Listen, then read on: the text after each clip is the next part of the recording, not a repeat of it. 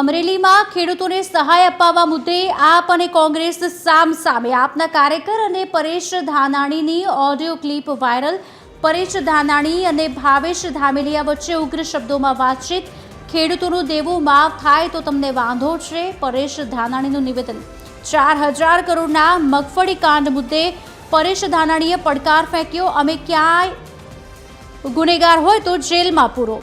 તમે ગોપાલ ઇટાલિયાનો વિરોધ કેમ કરો છો? આપના કાર્યકર ગોપાલભાઈ મારો ભાઈ સમાન છે, મેં ક્યારેય વિરોધ નથી કર્યો. પરેશ ધાનાણીએ વાતચીતવાળી ઓડિયો ક્લિપ જવાબ સાથે શેર કરી. ઉગ્ર બોલાચાલીની ઓડિયો ક્લિપથી વાયરલ થતાં જ રાજકારણ ગરમાયું છે.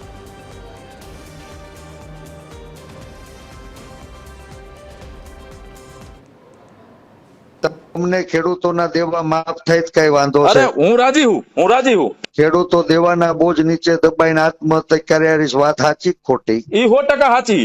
હે આખા દેશમાં સૌથી મોંઘી વીજળી આપડી, ખાતર ઉપર ટેક્સ, બિયારણ ઉપર ટેક્સ, દવા ઉપર ટેક્સ. હું એમ તમને કહું, અમે તો ભાઈ 20 વર્ષથી કરીએ છીએ. ક્યાં ગોપાલભાઈ આવ્યા તો ગોપાલભાઈનો વિરોધ તમે કરો, તમે સત્તા પક્ષનો કાં વિરોધ નથી કરતા? અરે ઈ તો મારો નાનો ભાઈ છે ભાઈ, મારે એનો વિરોધ ન કરવાનો ગોપાલભાઈ એમ કીધું તો હું દાદાના દરબારમાં મુજરો કરવા જઈશ. હા, એને કીધું તું, એને એમ કીધું તો હું હાલીને જઈશ. એને કીધું ઈ થયું. કેવી રીતનું આનો પ્રકારનો તમે એમ કીધું હોય કે કાલ સવારે મોરબીમાં કોઈ ખેડૂતે આત્મહત્યા કરીને તમે મળવા આવશો તો અમારે એમ સમજવાનું તમે અહીંયા મુજરો કરવા આવો. ગોળડીમાં ગોળ ભાંગવાની વાત થઈ હતી. ગોળડીમાં ગોળ તો તમે ભાગ્યો તો સાયોના હોટલમાં 10,000 કરોડનું મગફળીનું કૌભાંડ હતું, એમાં તમે હતા. હજી બેઠા છે, આવો ને 4000 કરોડ રૂપિયા ખાઈ ગયા, 9 ગોડાઉન હળગી ગયા.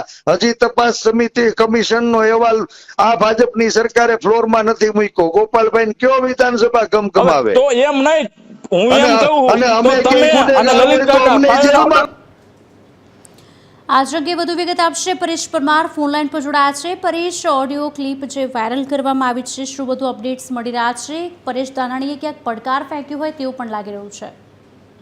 જી બિલકુલ ખુશાલી, અમરેલી જિલ્લાની અંદર જે ખેડૂતોને સહાય આપવા મુદ્દે આપ અને કોંગ્રેસ સામસામે આવ્યા હોય પ્રમાણેની એક ઓડિયો ક્લિપ વાયરલ થઈ છે. જોકે આપના જે કાર્યકર છે અને પરેશ ધાનાણીની જે આ ઓડિયો ક્લિપ છે તે વાયરલ થઈ છે.